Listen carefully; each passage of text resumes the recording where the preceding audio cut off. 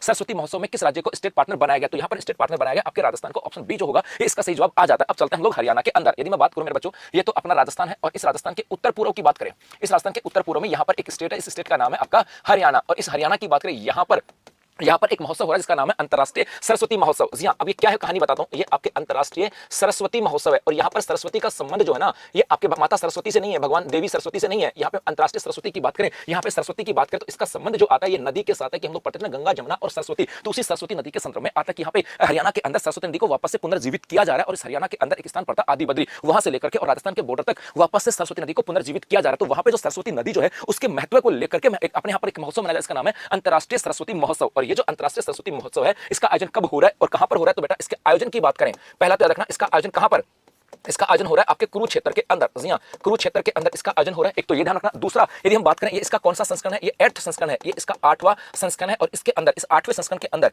यदि हम state partner की बात करें, स्टेट पार्टनर का मतलब है कोई कौन सा राज्य भागीदार है, क्योंकि सरस्वती नदी वहां पे डेवलप होती है। जी, यदि सरस्वती नदी यहां पे डेवलप होती है तो बेटा वही सरस्वती नदी आगे बहती हुई अपने कहां पर आती है, राजस्थान के अंदर आती है। इसका मतलब है कि सरस्वती नदी की वैल्यू राजस्थान के साथ भी है और राजस्थान के साथ है, तो यहाँ पे स्टेट पार्टनर जो बनाया गया ये बनाया गया आपके राजस्थान को। जी हाँ, राजस्थान को, क्योंकि राजस्थान के अंदर आपने सुना होगा ना एक आता है जैसलमेर की बात करें, इस राजस्थान के अंदर आपके जैसलमेर की बात करें, यहां पर आपका एक क्षेत्र है जो भूमिगत, बताना दिखा, भूमिगत मीठे जल की पट्टी, भूमिगत मीठा जल पट्टी है, मीठा जल पट्टी है। अब कमेंट्स करके आप लोग बताना कि भाई राजस्थान के अंदर भूमिगत मीठे जल की पट्टी जो है उसे किस नाम से जाना जाता है। देखते हैं कौन यहां से बता पाता है। जी बता दोगे तो मजा आ जाएगा साहब।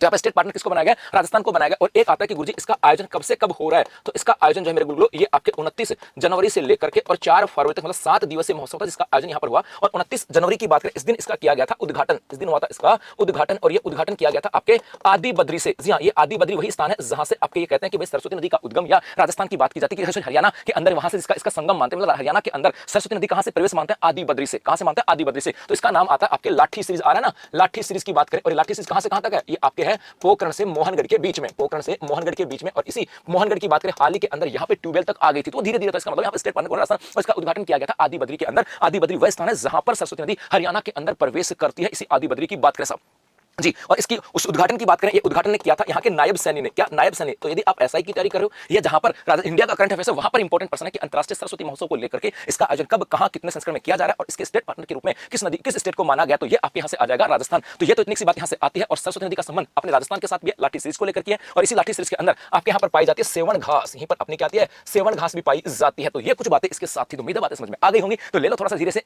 स्क्रीनशॉट पे, चलते हैं और भी आगे। जी हाँ,